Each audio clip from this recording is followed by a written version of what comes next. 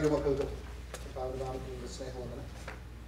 ഒരിക്കൽ കൂടെ നമുക്കിങ്ങനെ ഒരുമിച്ചായിരിക്കാം അവസരം നൽകി തന്നല്ല.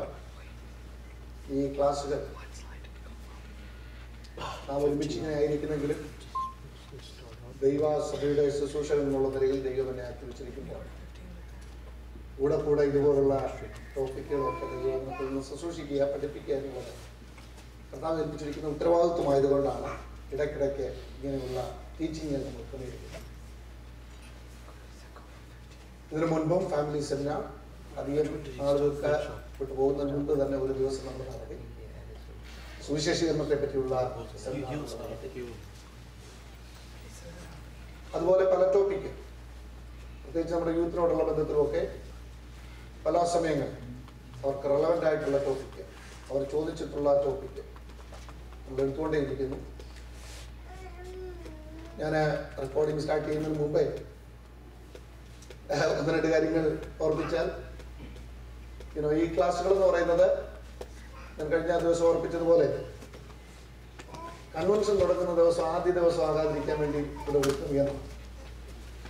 കാരണം നാളെ മുതലാണ് നമ്മുടെ കൺവെൻഷൻ, ആനുവൽ കൺവെൻഷൻ ആരംഭിക്കുന്നത്.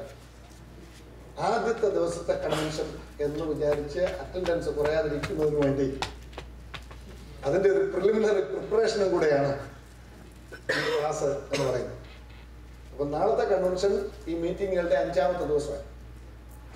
അങ്ങനെയാണ് നമ്മളെ കാര്യങ്ങൾ ക്രമീകരിക്കുന്നത്. ദൈവം നമ്മെ എല്ലാവരെയും ധാരാളമായിട്ട് സഹായിക്കട്ടെ. ഇവിടെ നടക്കുന്ന ക്ലാസ്സുകൾ അനുഗ്രഹമായിരിക്കുന്നു എന്ന് കേൾക്കുന്നതിൽ എനിക്കും സന്തോഷമുണ്ട്. നമ്മുടെ ഇടയിലും അല്ലാതെ ഇപ്പുറത്തു നിന്നും വരാത്തവരും ചിലർ വിളിച്ച് ക്ലാസ്സുകൾ ഇങ്ങനെ അനുഗ്രഹമായിട്ട് നടന്നു എന്ന കേൾപ്പാനായിട്ടിടയായി. ദൈവമക്കൾ ആ നിലയിൽ സഹകരിക്കുന്നില്ല. ഇന്ന് വന്നപ്പോൾ ഞാൻ പ്രിയപ്പെട്ടവരോട് പറഞ്ഞ് ഇന്നൊരല്പം ആൾ കുറവായിരിക്കും, കാരണം വ്യാഴാഴ്ച ദിവസമാണ്. നാളെ മുതൽ മീറ്റിങ്ങിന് പങ്കെടുക്കത്തക്ക നിലയിൽ ചർച്ചിൽ മിക്കവാറും എല്ലാവരും ഇന്ന് ജോലി ഇല്ലാത്തവരും കൂടെ നാളത്തെ ജോലി ക്രമീകരിച്ച് ഇന്ന് ജോലി എടുത്തിട്ടുള്ളവരുണ്ട്.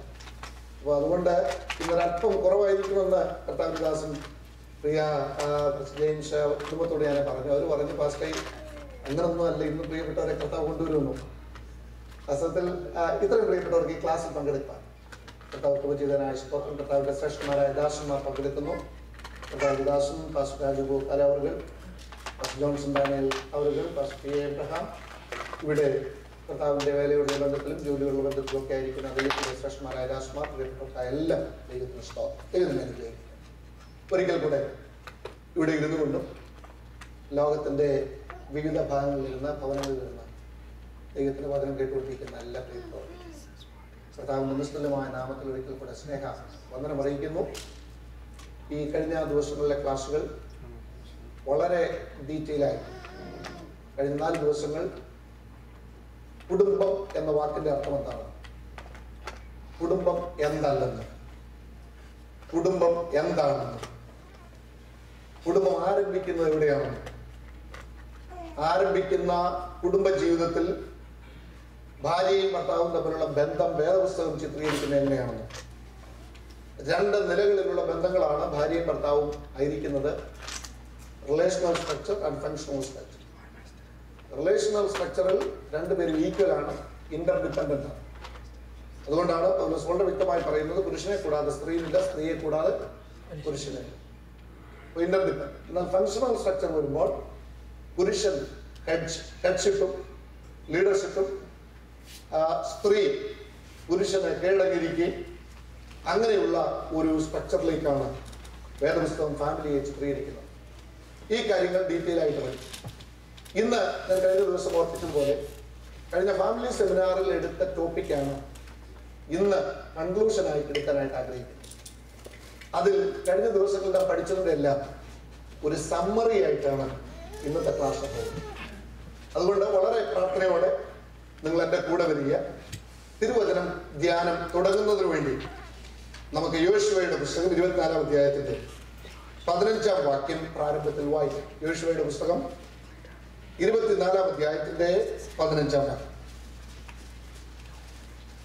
Joshua chapter 24 verse 15.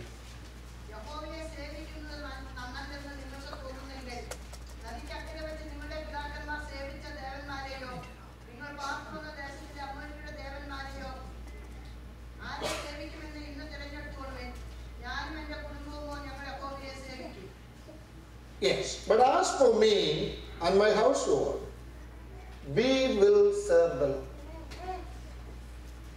ഞാനും എൻ്റെ കുടുംബവുമോ ഞങ്ങൾ യഹോവയെ സേവിക്കും. സാധാരണ പറഞ്ഞു പോകുന്ന ഒരു വാക്കാണെങ്കിലും ഒരു കുടുംബത്തിന്റെ നാഥനാണ് അവിടെ നിന്നുകൊണ്ട് ഈ സ്റ്റേറ്റ്മെന്റ് പറയുന്നത്. ആ കുടുംബത്തിന്റെ നാഥൻ ആ സ്റ്റേറ്റ്മെന്റ് പറയുമ്പോൾ തന്റെ ഭാര്യയെ പറ്റിയോ തന്റെ കുഞ്ഞുങ്ങളെ പറ്റിയോ ഒരു സങ്കോചവും ഇല്ലാതെയാണ് ആ സ്റ്റേറ്റ്മെന്റ് പറയുന്നത്. അത് ഭയങ്കര നോട്ടബിളാണ്, റിമാർക്കബിൾ ആയിട്ടൊരു സ്റ്റേറ്റ്മെന്റ്. അവിടെ നിന്നുകൊണ്ട് തന്റെ ഭാര്യ എങ്ങനെ ആയിരിക്കുമെന്ന് എനിക്ക് സംശയമില്ല, തന്റെ കുഞ്ഞുങ്ങൾ എങ്ങനെ ആയിരിക്കുമെന്ന് എനിക്ക് സംശയമില്ല. താൻ പറയുകയാണ്, നിങ്ങൾക്ക് നിങ്ങളുടെ ഇഷ്ടമുള്ളതുപോലെ ചെയ്യാം, പക്ഷെ എനിക്കും എന്നെ പറ്റിയും എന്റെ ഭാര്യയെ പറ്റിയും എന്റെ കുഞ്ഞുങ്ങളെ പറ്റിയും ഉറപ്പുണ്ട്, ഞാനും എന്റെ കുടുംബവുമോ ഞങ്ങൾ യഹോവയെ ചെയ്യും. ഇത് ധൈര്യത്തോടെ പറയത്തക്ക നിലയിൽ ഒരു കുടുംബനാഥന് സാധിക്കുമെങ്കിൽ ആ കുടുംബത്തിൽ ലീഡർഷിപ്പ് കൊടുക്കുന്ന വ്യക്തിക്ക് ഏത് ജനത്തിന്റെ നടുവിൽ നിന്നുകൊണ്ട് ഞാനും എൻ്റെ കുടുംബവും, ഞാൻ ഒറ്റയ്ക്കല്ല, എൻ്റെ ഭാര്യ ഒരിടത്ത് ഞാൻ ഒരിടത്തല്ല, എൻ്റെ ഭാര്യയ്ക്ക് ഇഷ്ടമുള്ള വഴിയിൽ ഞാൻ എൻ്റെ വഴിയിലും എൻ്റെ കുഞ്ഞുങ്ങൾ ഇഷ്ടമുള്ള വഴിയിൽ ഞാനൊരു വഴി, അങ്ങനെയല്ല, വളരെ കോൺഫിഡൻസോടെ. നിങ്ങൾ ആ വാക്ക് ഒന്ന് പിക്ചറൈസ് ചെയ്ത് വായിച്ചു നോക്കി, ഒന്ന് പിക്ചറൈസ് ചെയ്ത് ഒരു കുടുംബനാഥൻ നിന്നുകൊണ്ട് ഒട്ടും സങ്കോചമില്ലാതെ ഒട്ടും സംശയം കൂടാതെ അങ്ങനെ പറയണമെങ്കിൽ ദൈവകൃപയിൽ ആശ്രയിച്ച് കുടുംബ ജീവിതം നയിക്കുന്ന ഒരു ദൈവദാസന് മാത്രമേ അത്ര ധൈര്യത്തോടെ അത് പറയാൻ സാധിക്കൂ.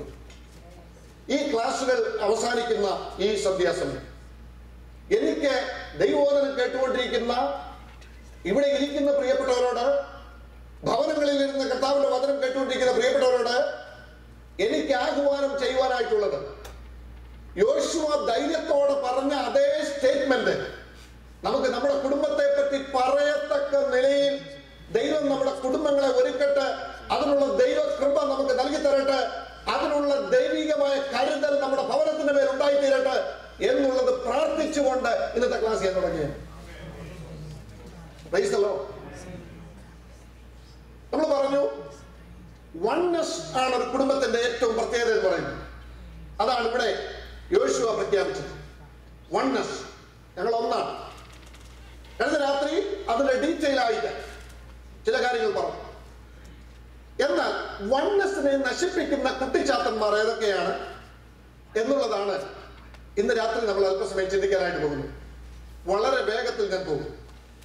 അന്ന് ഒരു സെമിനാർ എടുത്തത് ഏകദേശം 2.5 മണിക്കൂറോളം പഠിപ്പിച്ച ടോപ്പിക്കാണ്. 1 മണിക്കൂറിനുള്ളിൽ ഇന്ന് എനിക്ക് പഠിപ്പിച്ച് തീർക്കുവാനായിട്ടുള്ളത്. അതുകൊണ്ട് നിങ്ങൾ വളരെ വേഗത്തിൽ എൻ്റെ കൂടെ വരിക. ഒന്നാമത്, നമ്മുടെ കുടുംബ ജീവിതത്തെ തകർക്കുന്നത് key factors that destroys the oneness in our family. ഒന്നാമത്തെ കുട്ടിച്ചാത്തൻ കഴിഞ്ഞ ക്ലാസ്സിൽ ഞാൻ പറഞ്ഞതുപോലെ ക്രിറ്റിസിസം, വിമർശനം. ഞാൻ കഴിഞ്ഞ ദിവസങ്ങൾ പറഞ്ഞു, കഴിഞ്ഞ നാളുകൾ പഠിപ്പിച്ചതിന്റെ ഒരു സമ്മറിയാണ് ക്രിറ്റിസിസം, വിമർശനം.